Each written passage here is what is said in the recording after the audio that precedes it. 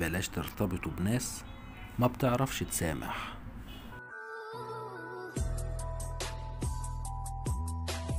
ما تقربوش من ناس بتفتكر الوحش اللي عملتوه من سنين من غير قصد، وبتنسى الحلو اللي عملتوه امبارح بقصد.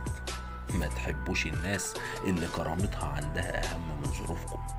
قربوا من القلوب الصافية الطيبة اللي بتنسى زعلها منكم بكلمة، ولو شافتكم في ضيق بتأجل أي لوم وعتاب وبتفضل جنبكم لحد الأزمة ما تعدي.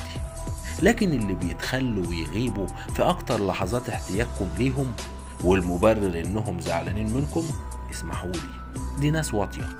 باختصار، مقياس الحب الوحيد هو الغفران، واللي ما بيعرفش يغفر ما بيعرفش يحب.